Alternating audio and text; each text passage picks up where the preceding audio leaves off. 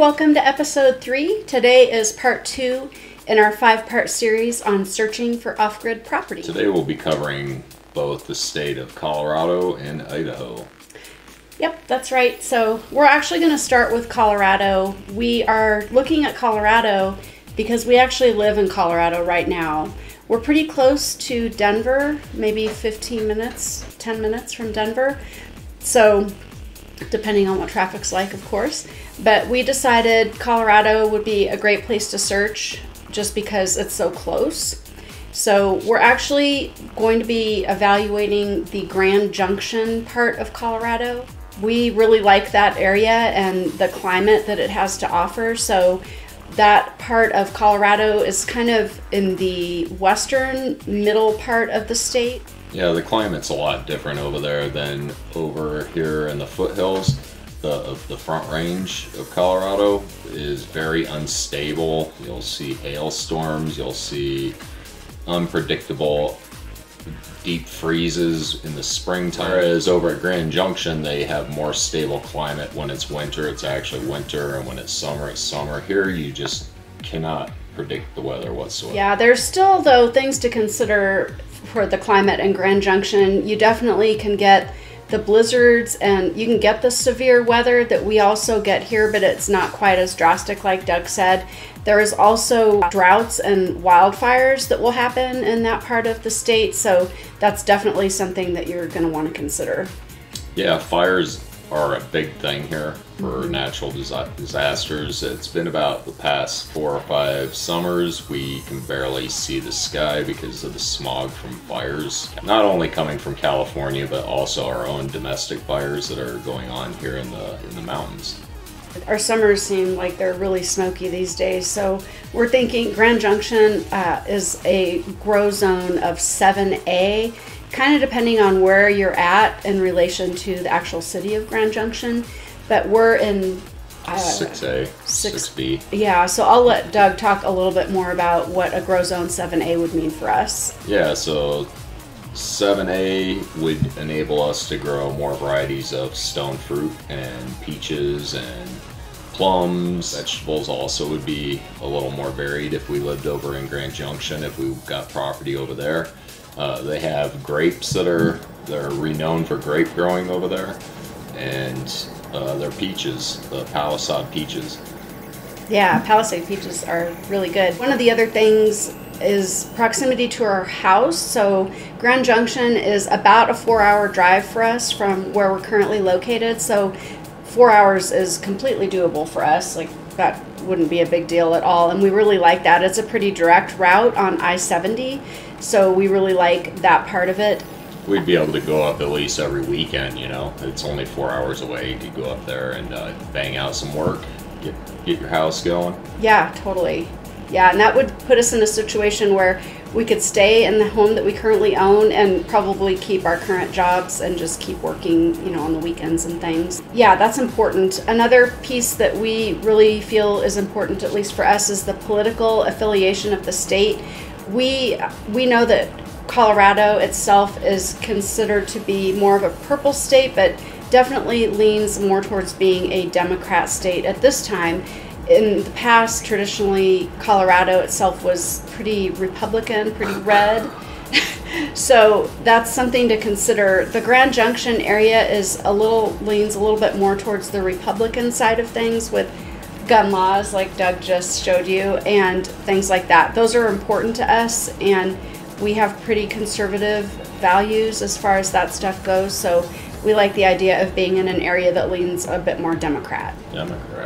Means Republican. Yeah, so we like the idea of living in an area that leans a bit more Republican. If you lived in Colorado 20 years ago, it was a cowboy state. People wore their cowboy boots, their hats, they rode horses. Now they're in puffy jackets and they got their ski passes and they're going around sipping their Java coffees downtown and listening to their retro music. Yeah, Colorado's definitely not the same. Yeah, it's grown quite a bit in the last 10 years. It's changed quite a bit, especially where we live. As for cost of living and taxes and such. Colorado is extremely expensive. We've already visited a few properties, and we're talking like 1/10 of an acre for $50,000, and you're actually on the side of a cliff, and we're just like, how is somebody going to build anything here? And then their neighbors here and here, and I'm talking about in the middle of the mountains, you know. So this isn't like some isolated prairie out in the middle of the, you know, South Park or anything like this, because if you're buying out there, you're probably going to be paying $100,000 for that same quarter acre. So things aren't looking good for buying property in Colorado. It's a surge of immigration coming from California and Texas. Believe it or not, Texas is moving up here. But it's causing the cost of living, and everything else is just getting up there with California. Yeah, definitely. There's parts of Colorado that are a little bit less expensive to purchase, like way down south and way out over into the eastern plains, but we don't want to have to deal with tornadoes and things like that, and they do get tornadoes out in the eastern plains, and that's not interesting to us, even if the property is less expensive. So it'd be basically desert living, but without the predictable rain that you'd find like maybe in the monsoons in New Mexico or Utah or Arizona, where they have a predictable rainfall each year, even though it is a desert. But out east of Colorado, that's where all the tornadoes begin. They start there, coming off the Front Range. The wind's coming off there, it's turbulent and starts up. And there is no predictable rain out there, so it is like living in a desert with no foresight of when you're going to get moisture. So water collecting even out there might be very slim to none. Speaking of Colorado, they're actually enacting new laws for off-gridders to get them back on grid. So this proposed bills that are coming out are to regulate these off-gridders that make them put power poles going up to their property. So let's say you live 1.5 miles off the nearest road with power. You're gonna have to put in, what, 50 power lines at $10,000 a pole to get that electricity in there. So is what I'm seeing happening is they're trying to get the off-gridders to either move back into town, or they're making it exclusively that if you are that far in isolation that you're a millionaire. They can take those taxes and work with it, you know. But I see that as a big negative. If you can't off-grid in 10 years from now, if you weren't moving here today and getting your property set up for off-grid, you might be able to grandfather yourself in right now, but I see in 10 years from now you are not going to be able to be an off-gridder in the state of Colorado. So yeah, so that is really a big reason why we crossed Colorado off the list, because of the laws and what that could mean for us down the road. We don't want to be stuck in a situation like that. So I think at this point, because of the cost of property over in the Grand Junction area, and really what we're looking for as far as resources that are available and things like that. So that leads us to our next state that we're going to be evaluating, which is Idaho. We're looking really close to the Boise area, the surrounding communities of Boise, Idaho.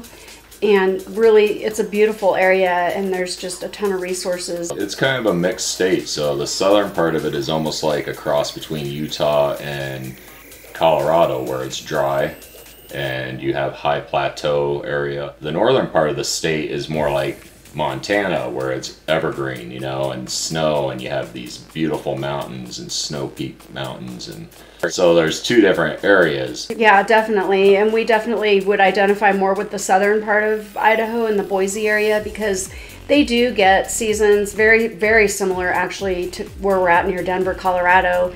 And we like that. We do like the 4 seasons. We would have to deal with snow, and we're still kind of on the fence on that as to whether or not we want to deal with snow and really cold temperatures. Idaho also has things like bears and mountain lions and things like that for predators. There might even be wolves up there, I'm not sure, but yeah, big predators and cold weather. And as for big game, there is no bigger game than what's in Idaho. It's just wilderness up there, you know. Yeah, and interestingly, you know, we mentioned the climate is very similar to here in Denver, Colorado area.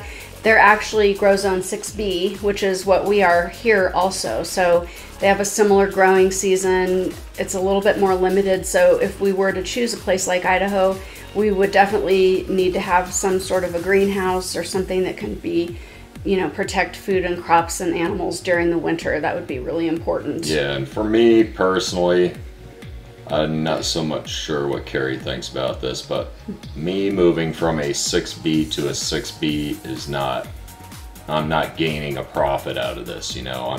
I'm just basically getting different scenery. But because I like to garden, I like to grow fruit trees and stuff like this, I really want to get a higher grow zone. So going from 6B to 6B is not a benefit to me personally. Yeah, I agree. And actually, affordability in the Boise area, it's actually starting to get expensive. It's actually starting to look a little bit more like Colorado, and they've had a huge amount of people that have influx to that area. I'm not saying that you can't find inexpensive property, but it's getting more and more difficult for sure. And we've been kind of looking at that area for like the last 3 years, and we've seen a big change with that. So that's something to consider. As far as proximity to our current location, it's a good solid 13, maybe 14-hour drive. So that's something to think about as well. We would have to be going through probably Utah and getting over there. You know, we'd have to drive through Colorado. We'd have to go through at least 2 mountain passes that I can think of. So getting there might not be super, super convenient for us. Yeah, and that would be, if we did decide to buy in Idaho, that'd be something we couldn't commute every weekend. We'd actually have to almost wait till we had vacations to go up there and work on the house and that. And then what about security while you're gone, you know? You have to worry about all of your stored equipment and all this stuff. Your property's up there unprotected and all, and it might be a mess. We would probably have to both quit our jobs and just move an RV up there and work on the homestead itself. Idaho, as far as political affiliation, is traditionally a Republican state, a lot like Colorado has been. However, Doug likes guns, if you haven't noticed. So it's basically a Republican state, although there is quite a bit of information that's showing it might be starting to turn a little bit more purple because of the influx of people, and they're coming from the east and west coast and kind of migrating to Idaho. There's been a big shift in where people are living because of COVID, and because a lot of people are now allowed to work remotely. So for a lot of people that live on the expensive west or east coast, it makes a lot of sense for them to kind of move more in. So there's been a big influx of people. So that's something else to consider for Idaho. And I'm really concerned for Idaho and places like Colorado and that. Who are the people migrating to these states? Are they coming to change these states around? Because like she said, they're traditionally Republican states. And now we're having people come in there with their values and everything else and changing because of sheer numbers, not because of any other reason. Their sheer numbers are changing these laws and everything else. And how is this going to impact these places 10 years from down the line when we move there? And all of a sudden they're like, well, guns can kill people, you know, so can cars. But I'm not going to go into that. I digress. But I'm just kind of concerned about the people that are actually fluxing into these communities in these various states that we're looking into. Yeah, so at this point, Idaho is definitely still on our list that we're going to seriously consider, and we'll be looking at property there that we'll share with you. We definitely are interested in moving forward with our property search, though, and evaluating some of the other states. So be sure and stay tuned. Subscribe to our channel. If you're somebody that's thinking about maybe going off-grid or is just starting the process or just starting to research what that means exactly, follow along with us, because we're going to be learning a ton of stuff that we're going to share with you, and we're going to share it with you every step of the way. So our next episode is going to be number 3 in our 5-part series on searching for off-grid property, and we're going to be checking out Florida and Arizona. So we'll share that with you soon. See ya.